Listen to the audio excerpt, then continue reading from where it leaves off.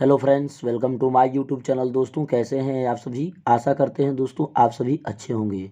दोस्तों हम आज बात करने वाले हैं मैट्रिक परीक्षा 2024 के मॉडल पेपर को मैंने दोस्तों सेलेक्ट किया है। जो दोस्तों यहाँ पर प्रश्न 1 से लेके 100 तक प्रश्न वस्तुनिष्ठ दिया गया है, लेकिन इनमें से दोस्तों केवल 50 ही प्रश्न को यानी कि नहीं 50 प्रश्न को उत्तर देना है। प्रत्येक प्रश्न के लिए 4 विकल्प दिए गए हैं दोस्तों, जिनमें से है ना एक सही प्रश्न है। ठीक है, यानी एक सही ऑप्शन है। प्रत्येक अपने द्वारा चुने गए सही विकल्प का OMR शीट पर चिन्हित करें। ठीक है दोस्तों, यानी इस तरह से आपका क्वेश्चन 10वीं में पूछेगा। ध्यान से समझने का प्रयास करिएगा दोस्तों। आज का पहला जो प्रश्न है दोस्तों बहुत ज़्यादा इम्पोर्टेंट है, समझने का प्रयास करते हैं दोस्तों। चलिए, आज का पहला प्रश्न करा प्रत्येक शांत दशमलव भिन्न है ना दशमलव भिन्न किस प्रकार के परिमेय संख्या का दशमलव रूप है। ठीक है, जो दोस्तों प्रत्येक शांत होता है, शांत का मतलब होता है दोस्तों, ध्यान समझिएगा, शांत जब भी दशमलव हो जाता है ना, दशमलव भिन्न होता है दोस्तों, तो वैसे भिन्न को हम क्या कहते हैं दोस्तों, परिमेय संख्या कहते हैं। क्या कहते हैं, परिमेय संख्या। परिमेय संख्या। तो आपका ऑप्शन कौन सा होगा दोस्तों, B is the right answer, यानी इसका बी हो जाएगा, परिमेय संख्या। उम्मीद करते हैं दोस्तों आप लोग क्लियर होंगे। अगर क्वेश्चन यहीं पे बोलता है दोस्तों अशांत दशमलव भिन्न, क्या बोलता, अशांत दशमलव भिन्न बोलता क्वेश्चन, अगर यहाँ पर बोलता अशांत दशमलव भिन्न क्या होगा, तो ध्यान से समझिएगा, अशांत तो अगर दिया होता तो आपका अपरिमेय हो जाता। क्लियर, उम्मीद करते हैं दोस्तों यहाँ तक आप लोग क्लियर हो गए हैं। प्रश्न नंबर 2 पर आते हैं। करा पाई एक दशमलव प्रसार होगा। पाई का दशमलव प्रसार क्या होगा दोस्तों। पाई क्या है दोस्तों, आपसे क्वेश्चन पूछा जा सकता है पाई क्या है, तो पाई एक अपरिमेय संख्या है। क्या है, पाई एक अपरिमेय संख्या है। क्लियर, अगर आपसे 2 पाई के बारे में पूछ दिया है तो क्या बोलता जाएगा दोस्तों, तभी पाई अपरिमेय संख्या ही बताइएगा। अगर आपसे पूछ दे 2 पाई बटा में 3 क्या है दोस्तों, तभी पर आप अपरिमेय बताइएगा। अगर पूछ दे आपसे पाई बटा में 4 क्या है दोस्तों, तभी अपरिमेय पर बताइएगा। क्लियर, तो ये पूछ रहा है कि पाई का दशमलव प्रसार, ध्यान से समझिए दोस्तों, करा पाई एक दशमलव प्रसार होगा, यानी पाई का दशमलव प्रसार क्या होगा, ये क्वेश्चन पूछ रहा है। तो आपका ऑप्शन क्या हो जाएगा दोस्तों, करा शांत है, अशांत, आवर्ती, अशांत, अनावर्ती। तो दोस्तों आपका आंसर हो जाएगा सी इज द राइट आंसर, अशांत अनावर्ती। अशांत अनावर्ती का मतलब होता है दोस्तों, है ना, वह अशांत भी होगा और अनावर्ती का मतलब वो बार बार रिपीट नहीं करेगा। क्लियर, अब प्रश्न नंबर हम लोग दोस्तों 3 पर चलते हैं। प्रश्न नंबर 3 ध्यान से समझने का प्रयास करिएगा। प्रश्न नंबर 3, प्रश्न नंबर 3 दोस्तों मोस्ट इंपोर्टेंट है, ध्यान से समझिए। करा प्रश्न नंबर 3, करड़ी में 11 किस प्रकार की परिमेय संख्या है। करड़ी में जो 11 है वो किस प्रकार की परिमेय संख्या है। देखिए दोस्तों परिमेय संख्या का प्रकार पूछ रहा है। ठीक है, वो किस प्रकार की परिमेय संख्या, तो दोस्तों ये एक प्रकार की अपरिमेय संख्या है। क्लियर, करड़ी में जो 11 वो क्या है दोस्तों, अपरिमेय संख्या है। क्वेश्चन नंबर 4 पर आते हैं दोस्तों। करा यदि दो संख्याओं को लघुत्तम, लघुत्तम समापवर्त, लघुत्तम समापवर्त का मतलब होता है ना लोवेस्ट कॉमन मल्टीपल, यानी LCM। क्लियर, और कह रहा है एवं महत्तम समापवर्त, महत्तम समापवर्त यानी HCF समान हो तो सामान्य संख्याएं होगी। क्या होगी दोस्तों, अगर दो संख्या दी है उसका क्या है LCM यानी लघुत्तम समापवर्त, हम HCF हाईएस्ट कॉमन फैक्टर, यानी जिसे हम हिंदी में बोलते हैं दोस्तों, है ना, महत्तम समापवर्त, अगर समान हो।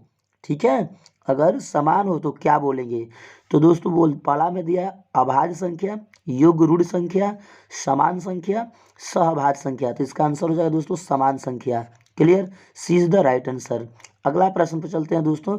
प्रश्न नंबर 5, प्रश्न नंबर दोस्तों 5 है, मोस्ट इंपोर्टेंट है। करा 3.23, फिर 2.23, यहाँ पर देखिए दोस्तों 1 2 है, यहाँ पर जबकि 2 2 हो गया है, फिर यहाँ पर देखिएगा तो 3 2 हो गया है। अगर दोस्तों किस प्रकार की संख्या है, ये पूछ रहा है कि 3.23, 2 2 3, दो दो दो तीन, ये किस प्रकार की संख्या है? तो ये दोस्तों होता है अपरिमेय संख्या। D is the right answer. जब भी दोस्तों दशमलव देकर इस तरह से एक एक दो, है ना, देखिए यहाँ पर एक दो दिया, एक यहाँ पर एक एक दो दे दिया। अगर यहाँ पर फिर दे दे एक एक, फिर एक एक दे दे, तीन ठो और दो दे दे, तो दोस्तों इस प्रकार के जब भी संख्या आएगा आपके सामने, उससे क्या बताइएगा? अपरिमेय संख्या। उम्मीद करते हैं दोस्तों आप लोग मेरी बात को अच्छे से समझ गए होंगे। क्वेश्चन नंबर 6 है, कर द्विघात बहुपद ए एक्स स्क्वायर प्लस यक्स प्लस सी का आरेख किस प्रकार का होता है? ठीक है, इसका आरेख के बारे में दोस्तों क्वेश्चन पूछ रही है। ठीक है, ध्यान समझिएगा। तो देखिए दोस्तों, जब भी ऐसा आरेख होता है ना, a x square plus b x plus c का आरेख कैसा होता है दोस्तों? तो इसका आरेख जब भी हम बनाया करते थे तो कैसा होता था? इसका आरेख हमेशा परवलयकार होता था। तो इसका क्या हो जाएगा आंसर दोस्तों? इसका आंसर हो जाएगा सी इज द राइट आंसर, परवलयकार, क्योंकि ये इसी के इक्वेशन के समतुल्य है, इस वाले इक्वेशन के, यानी इसके व्यापक समीकरण a x square plus b x plus c. कभी कभी क्वेश्चन दोस्तों आपसे पूछ दे कि इस द्विघात समीकरण का व्यापक सूत्र क्या होता है, तो a x square plus b x plus c, ये याद रखिएगा। यहाँ पर उसी तरह से दिया है दोस्तों, a x square plus x plus c दिया है, यानी ये एक प्रकार का परवलयकार ग्राफ होगा इसका। क्लियर? उम्मीद करते हैं दोस्तों आप लोग क्लियर हो गए हैं। प्रश्न नंबर 7 पर आते हैं। प्रश्न नंबर 7, करा यदि द्विघात के minus one x square plus के एक्स प्लस वन का एक शून्यक -3 हो तो के का मान होगा। देखिए दोस्तों, पहले एक शून्यक दे रखी है। ठीक है, जब भी एक शून्यक दे रखी है तो दूसरा शून्यक हमें ज्ञात करना है। तो पहले आपको पता होना चाहिए दोस्तों, यहाँ पर ए का मान क्या है? ए का मान यहाँ पर k-1 है। और बी का मान क्या है दोस्तों? बी का मान यहाँ पर k है और सी का मान क्या है? 1। यहाँ तक क्लियर? अब कह रहा है क्या धन? तो दोस्तों इस प्रकार के जब भी क्वेश्चन आता है बस ध्यान से देखिएगा, एक शून्य क्या दे रखिए? -3। तो -3 दे रखिए तो इसमें एक हम लोग जोड़ देंगे तो क्या हो जाएगा दोस्तों? एक जोड़ेंगे तो क्या हो जाएगा? इसका 4 हो जाएगा। और जो दोस्तों दिया रहेगा शून्य उससे हम भागा कर देंगे तो क्या हो जाएगा? 4/3 हो जाएगा। क्लियर? तो आपका ऑप्शन कौन सा होगा? आपका ऑप्शन कौन सा होगा दोस्तों? आपका option A is the right answer. उम्मीद करते हैं दोस्तों आप लोग मेरी बात को अच्छे से समझ गए होंगे। प्रश्न नंबर 8 पर चलते हैं दोस्तों। प्रश्न नंबर 8 करा, ध्यान से समझिए दोस्तों। करा प्रश्न नंबर 8 बहुत ज़्यादा इंपॉर्टेंट है। करा n घात वाले किसी भी बहुपद में शून्यकों की अधिकतम संख्या क्या होगी?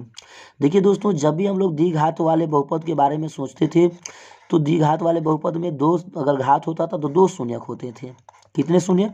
दो शून्यक, यानी शून्यक दो होते थे। ठीक है, दो घात होगा तो दो शून्यक, तीन घात होगा तो दोस्तों तीन शून्यक। अब यहाँ पर n घात होगा तो दोस्तों शून्यकों की संख्या कितनी होगी? n हो जाएगी। तो आपका आंसर कौन सा होगा दोस्तों? A is the right answer. Clear? उसी तरह से 9वां को प्रश्न बहुत ज़्यादा इंपॉर्टेंट है, ध्यान समझिएगा। निम्नांकित में कौन बहुपद नहीं है? निम्नांकित में कौन बहुपद नहीं है? देखिए दोस्तों, इस वाले में तो ये तो बहुपद है क्योंकि इसमें x square plus -4x plus करड़ी में 5। यहाँ पर दोस्तों केवल करड़ी में 5 ही दिया, केवल करड़ी वाला 5 है। तो करड़ी में 5 एक्स स्क्वायर -3x, ये भी बहुपद है, ये भी बहुपद है। पूछ रहा है दोस्तों कौन नहीं है, तो ये बहुपद नहीं है। इसका आंसर हो जाएगा दोस्तों B is the right answer. ठीक है, अगला प्रश्न जो है दोस्तों बहुत ज़्यादा इंपॉर्टेंट है। जिस समीकरण युग्म में लेखाचित्र एक दूसरे के समांतर हो उसे कहते हैं। ठीक है, जिस समीकरण युग्म में लेखाचित्र एक दूसरे के क्या हो दोस्तों? समांतर हो। यानी दोस्तों बोल रहा है कि ग्राफ में एक दूसरा ग्राफ क्या हो? एक दूसरे के समांतर हो, तो फिर कंडीशन क्या होगा? तो दोस्तों कंडीशन क्या होगा? एक दूसरे का विरोधी होगा। क्या होगा? विरोधी। क्लियर? यानी आपका आंसर हो जाएगा ए इज द राइट आंसर। अगला प्रश्न पर चलते हैं दोस्तों। प्रश्न नंबर 11 मोस्ट इंपोर्टेंट है दोस्तों। वीडियो अच्छा लगे तो लाइक शेयर कर दीजिएगा, अपने दोस्तों के पास जरूर शेयर कर दीजिएगा। आइए क्वेश्चन नंबर 11 पर चलते हैं। क्वेश्चन नंबर 11 मोस्ट इंपोर्टेंट है, ध्यान से समझने का प्रयास करिएगा। क्वेश्चन नंबर 11 कर समीकरण 2x - 3y = 14 है ना, में यदि x = 1 हो तो y का मान बताओ। देखिए दोस्तों, जब भी इस प्रकार का क्वेश्चन आता है बस करते क्या, ध्यान समझिएगा। 2x, x के जगह पर 1 रख लेंगे क्योंकि यहाँ पर x का मान दे रखी है, तो 1 - 3y = 14। ठीक है, अब ये -3y बराबर क्या हो जाएगा दोस्तों? 14। ये प्लस है तो उधर जाएगा तो -2 हो जाएगा, यानी -3y बराबर हो जाएगा 12। 3 चौके 12, -y बराबर 4, यानी y का मान दोस्तों क्या हुआ? -4। तो आपका ऑप्शन कौन सा होगा दोस्तों? A is the right answer. प्रश्न नंबर 12 है दोस्तों, ध्यान समझिएगा। निम्नलिखित में कौन द्विघाती समीकरण 2x² - 5x - 3 के एक हल है। इन्हें इसके शून्यक दे रखे नीचे और इसका हल पूछ रहा है। ठीक है दोस्तों, ध्यान समझिएगा। तो दोस्तों यहाँ पर दे रखी है क्या, 2x², तो यहाँ पर बस लिख लेंगे 2x² - 5x - 3 बराबर का 0। अब देखिए दोस्तों, यहाँ पर a का मान है, यहाँ पर b c का मान है, तो c और a में गुणा कर दे, 3 दूना के 6 हो जाएगा, यानी 2x² - 6x प्लस 1x और -3 बराबर 0। देखिए दोस्तों, यहाँ पर 6x में से 1x घटाएंगे तो 5x हो जाएगा, यानी 2 का कॉमन करिए, तो 2x का कॉमन करिएगा तो x - 3 हो जाएगा, और यहाँ पर +1 लगाकर कॉमन करिएगा तो x - 3 हो जाएगा बराबर 0। यहाँ पर हो जाएगा x - 3 और यहाँ पर हो जाएगा 2x + 1 बराबर 0। ध्यान समझिएगा दोस्तों, यहाँ पर x - 3 बराबर 0, यानी x बराबर 3। उसी तरह से यहाँ पर 2x + 1 बराबर का 0, 2x बराबर -1, x बराबर -1/2, यानी x का मान क्या है, -1/2, और यहाँ पर x का मान क्या है दोस्तों, 3। ध्यान समझिएगा दोस्तों, तो यहाँ पर देखिए 3 तो दिया ही नहीं है, तो -1/2 आपका आंसर हो जाएगा, B is the right answer. उम्मीद करते हैं दोस्तों आप लोग मेरी बात को अच्छे से समझ गए होंगे। प्रश्न नंबर दोस्तों 13 समझिएगा बढ़िया से। द्विघात समीकरण ax² + bx + c के शून्यक यानी मूल्य जो है, मूल्य वास्तविक और समान होने के लिए शर्त बताना है। कि एक द्विघात समीकरण है ax² + bx + c बराबर 0 के लिए, ठीक है, बराबर 0 के लिए एक मूल्य वास्तविक और समान हो और वास्तविक हो, दोनों हो के लिए, तो d बराबर क्या होता है, विवेकतर का मान दोस्तों 0 होता है। d का मान जब 0 होता है तो उस समय विवेकतर का मान 0 हो तो उस समय मूल्य समान होते हैं। क्या होते हैं, मूल्य समान होते हैं। ठीक है, मूल्य क्या होते हैं दोस्तों, समान होते हैं। तो आपका ऑप्शन कौन सा हो जाएगा दोस्तों, सी इज द राइट आंसर। उम्मीद करते हैं दोस्तों आप लोग मेरी बात को अच्छे से समझ गए होंगे, अच्छे से अचीव भी कर रहे होंगे दोस्तों। प्रश्न नंबर दोस्तों 14 पर चलते हैं, मोस्ट इंपोर्टेंट है प्रश्न नंबर 14। प्रश्न नंबर दोस्तों 14 है, कर समांतर श्रेणी 5, 9, 13, 17 का 12वां पद होगा। ठीक है, जब भी दोस्तों पद वाला क्वेश्चन आता है बस ध्यान से रखिएगा, ध्यान से a का मान लिखिएगा। पहले a का मान क्या है दोस्तों 5, और a2 का मान क्या है दोस्तों 9, तो d का मान निकाल लीजिएगा a2 - a1, तो क्या हो जाएगा दोस्तों 9 - 5 करिएगा तो हो जाएगा 4। क्लियर। तो दोस्तों यहाँ पर क्या है, 12वां पद बोल रहा है, तो 12वां पद हमें ज्ञात करना है, यानी n का मान दोस्तों 12 दे रखी है, तो आप सूत्र लगा दीजिएगा an बराबर दोस्तों क्या होता है, a + n - 1 × d वाला। क्लियर है। अब यहाँ पर an का हमें मान ज्ञात करना है, तो a का मान क्या है दोस्तों 5, तो 5 रख लेंगे, प्लस n का मान 12 - 1 × d का मान क्या है दोस्तों 4, तो 4 रख लेंगे।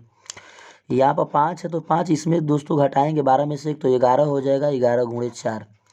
ठीक है, ये हो जाएगा 5 + 11 = 44, 44 में 5 अगर जोड़ दीजिएगा तो कितना हो जाएगा दोस्तों 49 हो जाएगा, यानी an का मान क्या हुआ 49 हुआ।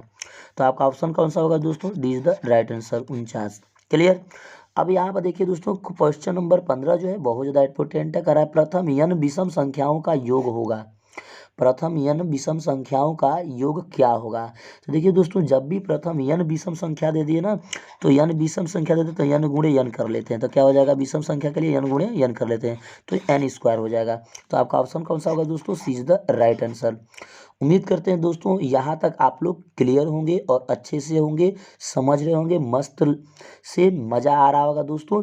तो मज़ा आए तो एक बार फटाफट से सभी लोग दोस्तों के पास अपने शेयर कर दीजिएगा। आइए क्वेश्चन नंबर 16 पर आते हैं।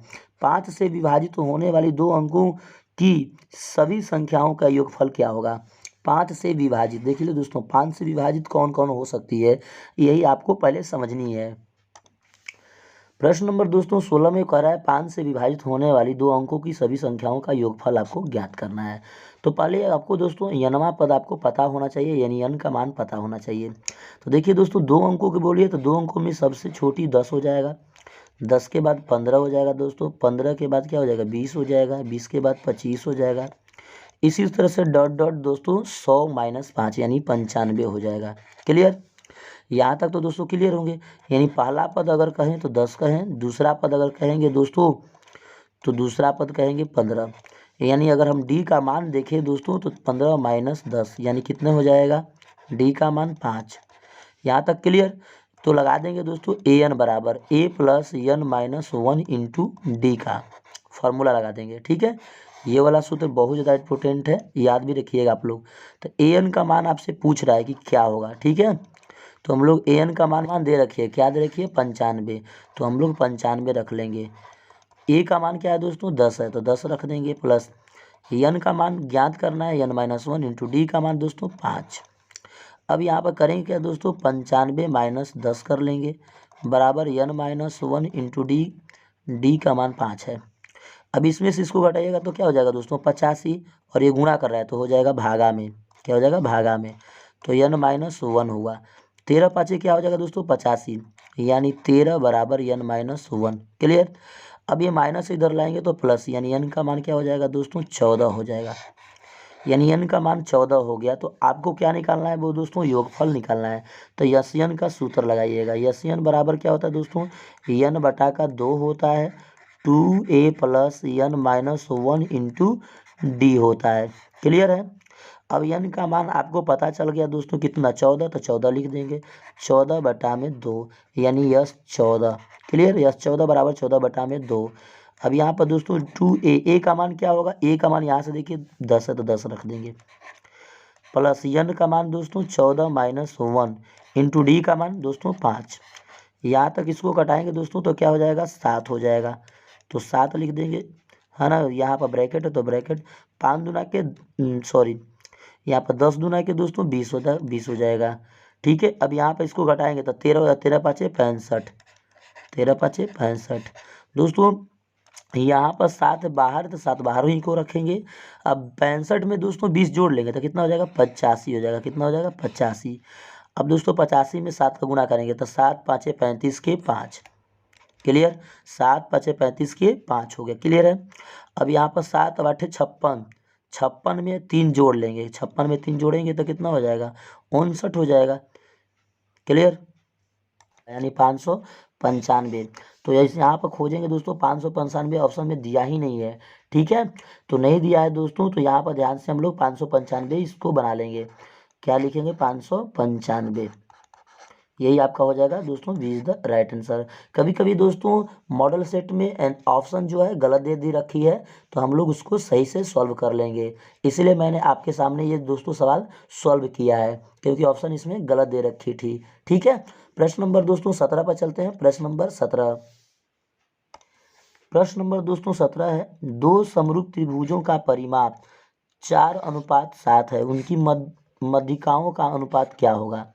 देखिए दोस्तों, जब भी समरूप त्रिभुज की बात करेगा और उनके परिमाप दिया रहेगा, क्या दिया रहेगा, परिमाप का अनुपात, तो उनके मध्यिकाओं का अनुपात पूछे तो बस दोस्तों क्या करिएगा, 4:7 दिया है तो वही आपका आंसर हो जाएगा। तो ढूंढिए कौन सा है, तो आपका D is the right answer होगा दोस्तों।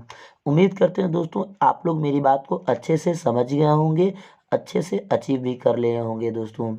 वीडियो अच्छा लगे दोस्तों तो एक प्यारा सा लाइक करिएगा, अपने दोस्तों के पास जरूर शेयर कर दीजिएगा दोस्तों। प्रश्न नंबर हम लोग 18 पर चलते हैं। प्रश्न नंबर 18, प्रश्न नंबर दोस्तों 18 है, मोस्ट इम्पोर्टेंट है, ध्यान समझिएगा। करा दो समरूप त्रिभुजों के क्षेत्रफल 25 वर्ग सेंटीमीटर है और दूसरा का दिया 36 वर्ग सेंटीमीटर, इसकी संगत भुजाओं का अनुपात होगा। देखिए दोस्तों 25 दिया है ना, तो इसका क्या करिएगा दोस्तों, लिखिएगा त्रिभुज ए बी सी, क्या लिखिएगा, ए बी सी समरूप है दूसरा त्रिभुज पी क्यू आर के। क्लियर, पी क्यू आर के समरूप है। क्लियर है। अब पाला का दे रखिए दोस्तों, तो इस समरूप त्रिभुज के होता है क्या, भुजा उसके अनुपातिक होते थे, ए बी बटा में पी क्यू बराबर क्या हो जाएगा दोस्तों, 25 बटा में 36 है तो 36 लिख देंगे। अब करेंगे क्या दोस्तों, हमें भुजा निकालनी है, तो ए बी बटा में पी क्यू बराबर क्या हो जाएगा, इसका वर्गमूल कर लेंगे। तो इसका वर्गमूल करेंगे तो 25 बटा में 36, 25 का वर्गमूल 5, अच्छा 36 का वर्गमूल 6, यानी 5:6 होगा। ठीक है दोस्तों, तो आपका ऑप्शन कौन सा हो जाएगा दोस्तों, आपका ऑप्शन हो जाएगा D is the right answer. उम्मीद करते हैं आप लोग मेरी बात को अच्छे से समझ गए होंगे। प्रश्न नंबर 19 दोस्तों बहुत ज़्यादा इंपॉर्टेंट है, ध्यान से समझिएगा। बोला 12 सेंटीमीटर भुजा वाले एक समबाहु त्रिभुज के शीर्ष लंब होगा। तो 12 सेंटीमीटर भुजा वाले दोस्तों पहले आप समझिए कि बाहु त्रिभुज के लिए समबाहु त्रिभुज का शीर्ष लंब होता क्या है, पहले ये आपको समझना है। तो क्या होता है दोस्तों, भुजा बटा में दो करनी में 3, ठीक है, यानी भुजा बटा में 2 करनी में 3। तो भुजा का मान क्या दे रखिए 12 सेंटीमीटर, तो लिख दीजिएगा 12 बटा में 2 करनी में 3, 2 छके 12 कट गया दोस्तों, 6 करनी में 3 आ गया, 6 करनी में 3 सेंटीमीटर, यहाँ पर सेंटीमीटर होगा, यानी 6 करनी में 3 centimetre, B is the right answer. दोस्तों उम्मीद करते हैं दोस्तों आप लोग मेरी बात को अच्छे से समझ रहे होंगे और अच्छे से अचीव भी कर रहे होंगे। दोस्तों प्रश्न नंबर 20 पर चलते हैं। प्रश्न नंबर 20 ध्यान से समझिएगा दोस्तों। करा प्रश्न नंबर दोस्तों 20 है, बहुत ज़्यादा इंपॉर्टेंट है। करा त्रिभुज ABC में AB 13 सेंटीमीटर। तो पहले हम लोग दोस्तों क्या करेंगे, चित्र को बनाएंगे, है ना। AB 13 सेंटीमीटर और BC बोला है 12 सेंटीमीटर, AC बोला है 5 सेंटीमीटर, और कोण बोला है कि कोण C का मान क्या होगा। तो देखिए दोस्तों हम लोग पहले चित्र को बना लेंगे। तो देखिए दोस्तों ध्यान से समझिए, ये वाला जो है A है, ये वाला जो है B है, और यहाँ पर C है। A और C दोस्तों 5 सेंटीमीटर ये दे रखी है। फिर बोल रहा है कि B और C है दोस्तों ये 12 सेंटीमीटर दे रखी है, और A और B जो है 13 सेंटीमीटर, तो यहाँ पर 13 सेंटीमीटर। तो दोस्तों आप ध्यान से देखिएगा, यहाँ पर लंब है, यहाँ पर ये क्या है आधार हो गया, और ये कर्ण हो गया। तो लॉजिक क्या लागू होगा दोस्तों, लंब का स्क्वायर प्लस कर्ण का स्क्वायर बराबर, आप देखिए क्या 13 आ रहा है, तो हो जाएगा दोस्तों करनी में लंब का स्क्वायर प्लस आधार का स्क्वायर करेंगे तो क्या हो जाएगा 13 आ जाएगा। तो जब भी 13 आ जाएगा तो थीटा का मान क्या हो जाएगा दोस्तों 90 डिग्री हो जाएगा। क्या हो जाएगा, थीटा का मान 90 डिग्री। तो आपका ऑप्शन कौन सा होगा दोस्तों, B is the right answer. कराए बिंदु 4,7 की यक्ष अक्ष से दूरी क्या है। तो यक्ष अक्ष इसमें कौन है दोस्तों, यक्ष अक्ष पहले वाला होता है, वाई अक्ष बाद वाला होता है, ठीक है। तो यक्ष का मान पूछ रहा है, तो यक्ष अक्ष का मान पूछ रहा है, तो इसका मतलब 4 है, तो इसका मतलब हो जाएगा ये A is the right answer 4। Clear. उम्मीद करते हैं दोस्तों आप लोग मेरी बात को अच्छे से समझ रहे होंगे, अच्छे से अचीव भी कर रहे होंगे। बिंदुओं A,0 और A,0,A के बीच की दूरी क्या होगी। देखिए दोस्तों दूरी पूछ रहा है, दूरी पूछता है तो बस दूरी सूत्र लगा दीजिएगा। क्या लगाइएगा, A-0 का होल स्क्वायर, प्लस लगाइएगा दोस्तों 0 - A का होल स्क्वायर। अब A का स्क्वायर करिएगा तो A प्लस इसका भी करिएगा तो A ही स्क्वायर हो जाएगा, यानी दोनों को अगर जोड़ दे दीजिएगा तो हो जाएगा करनी में 2A स्क्वायर, करनी में 2A स्क्वायर।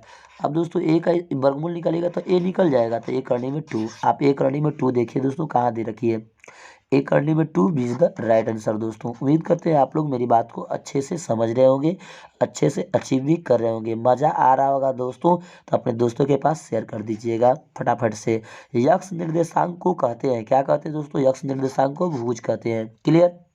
यक्ष निर्देशांक को क्या कहते हैं दोस्तों, भुज कहते हैं। और यहाँ पर क्वेश्चन पूछता है वाई निर्देशांक को क्या कहते हैं, तो कोटि मार दीजिएगा। क्लियर।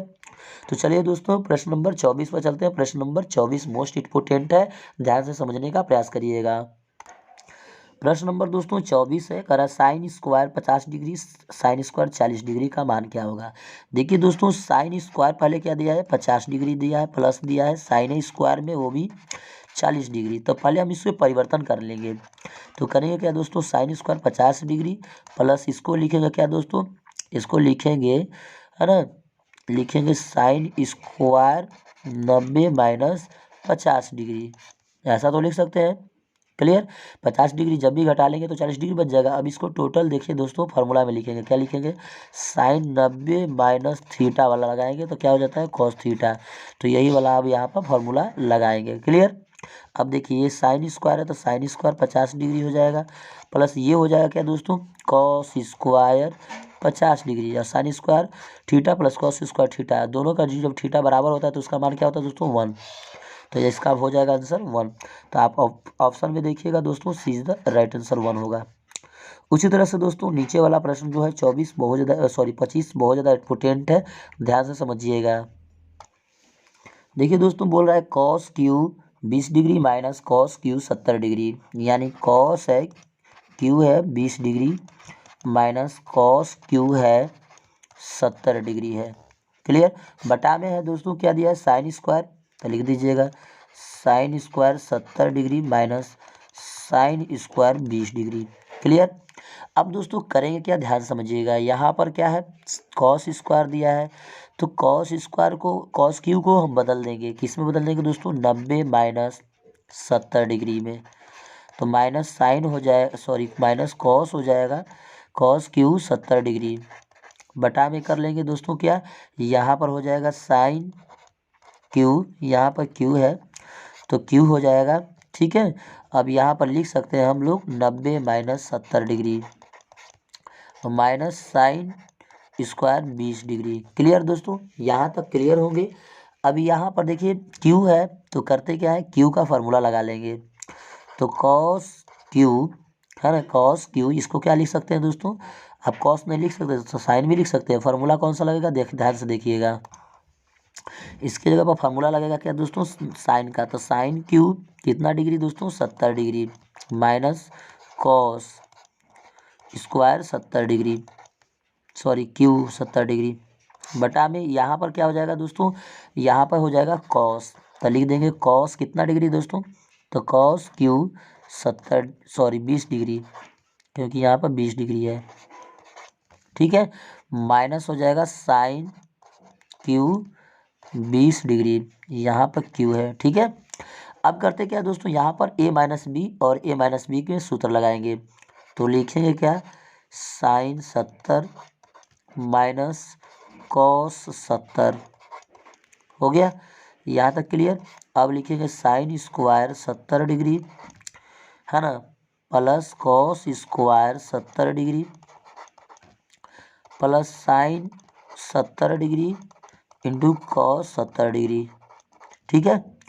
जब बटा में करेंगे वही बात दोस्तों, क्या हो जाएगा, cos 20 degree minus sine 20 degree, उसी तरह से करेंगे cos square 20 degree plus sine square 20 degree plus sine square 20 degree into cos square 20 degree.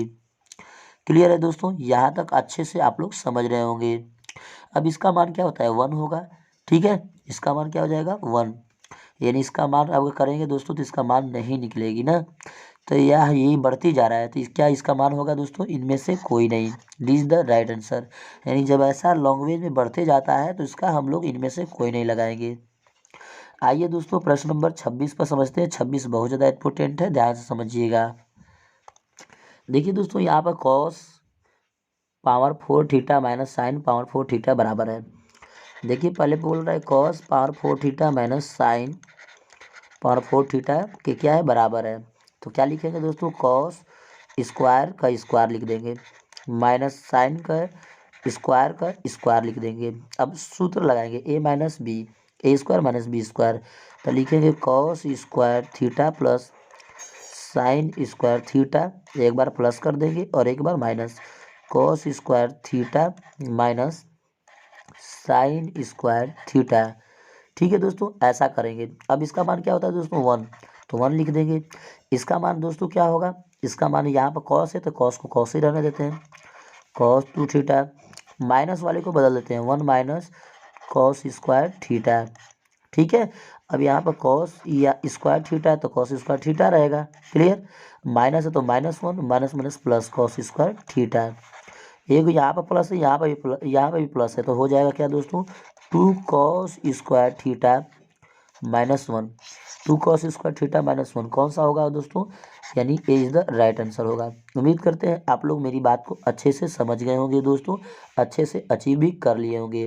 प्रश्न नंबर 27 पर चलते हैं। प्रश्न नंबर 27, प्रश्न नंबर दोस्तों 27 बहुत ज़्यादा इंपॉर्टेंट है। कह रहा है tan, ध्यान समझने का प्रयास कीजिएगा। कह रहा है tan जो है ना 1 डिग्री इंटू tan जो है 2 degree into tan 3 degree, dot dot dot dot कितने दिया है दोस्तों, tan 89 डिग्री, यहाँ तक तो दे रखी है।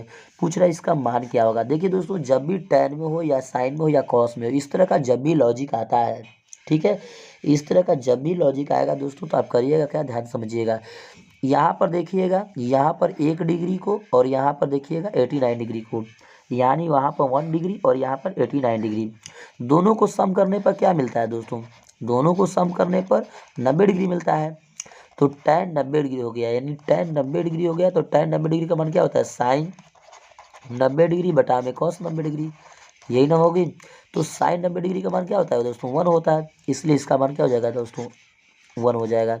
सी इज द राइट आंसर। उम्मीद करते हैं दोस्तों आप लोग मेरी बात को अच्छे से समझ रहे होंगे। बात समझ में आए तो दोस्तों एक प्यारा सा लाइक करिए, चैनल को जरूर सब्सक्राइब कर लीजिएगा। प्रश्न नंबर दोस्तों 28 पर चलते हैं। प्रश्न नंबर 28, प्रश्न नंबर दोस्तों 28 है, कह रहा है 8 tan थीटा बराबर 15, यानी 8 जो है tan theta is equal to 15 है। तो tan theta is equal to क्या हो गया, 15 बटा का 8, कितना होगा, ये लंब हो गया, ये आधार हो गया, ये आधार हो गया दोस्तों, ये लंब हो गया। क्लियर। पूछ कह रहा है sine theta minus cos theta, तो पहले आपको क्या निकालना होगा, कर्ण निकालना होगा। तो चलिए कर्ण निकालते हैं। क्या करेंगे दोस्तों, 15 का स्क्वायर प्लस 8 का स्क्वायर कर लेंगे। 15 का स्क्वायर करिएगा तो 15 15 225 होता है। 8 8 दोस्तों 64, जोड़ दीजिएगा तो ये हो जाएगा कितना, ध्यान से देखिए, 5 4 9 6 2 8, ये 2, यानी इसका वर्गमूल करिएगा दोस्तों तो क्या हो जाएगा, 289 हो गया।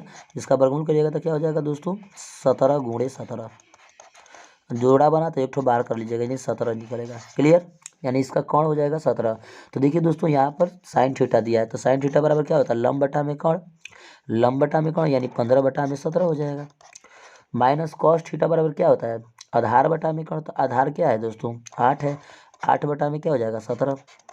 ठीक है, क्लियर। 17 17 का लॉसा लीजिएगा तो 17, 15 माइनस 8, 15 में से 8 घट जाएगा तो क्या हो जाएगा दोस्तों, 7 हो जाएगा। 7 बटा का 17, ऑप्शन कौन सा होगा दोस्तों, 7 बटा का 17। This the right answer. उम्मीद करते हैं दोस्तों आप लोग मेरी बात को अच्छे से समझ लिए होंगे, अच्छे से अचीव भी कर लिए होंगे। प्रश्न नंबर दोस्तों 29 है, बहुत ज़्यादा इंपोर्टेंट है। Sine square 60 degree cos square 60 degree का मान होगा। जब भी देखिए दोस्तों यहाँ पर 60 डिग्री और यहाँ पर भी 60 डिग्री, यानी थीटा दोनों में समान हो जाए और दोनों में स्क्वायर हो तो उसका मान 1 होता है। A is the right answer. Clear है दोस्तों, उम्मीद करते हैं आप लोग क्लियर होंगे। यहाँ पर दोस्तों प्रश्न नंबर 30 है, मोस्ट इंपोर्टेंट है, कई बार परीक्षा में पूछी गई है, ध्यान समझिएगा। करा टेन सेक स्क्वायर ए माइनस 4, है ना, सेक स्क्वायर ए माइनस 4 टेन स्क्वायर ए। ठीक है, तो बोल रहा है यहाँ पर 4 टेन स्क्वायर ए का मान क्या होता है, तो 4 कॉमन कर लीजिएगा, सेक स्क्वायर ए माइनस बचेगा दोस्तों क्या, टेन स्क्वायर ए, और इसका फार्मूला होता है दोस्तों 1, तो 4 गुणे 1 कर लीजिएगा तो क्या हो जाएगा, 4 हो जाएगा। तो आपका ऑप्शन कौन सा हो जाएगा दोस्तों, B is the right answer. दोस्तों उम्मीद करते हैं आप लोग मेरी बात को अच्छे से समझ रहे होंगे। मेरी बात समझ में आए दोस्तों तो एक प्यारा सा लाइक कर दीजिएगा, चैनल को सब्सक्राइब करके लेटेस्ट वीडियो देखने के लिए दोस्तों ऑल पर क्लिक कर लीजिएगा। दोस्तों मिलते हैं नेक्स्ट वीडियो में एक नई वीडियो के साथ। जय हिंद दोस्तों।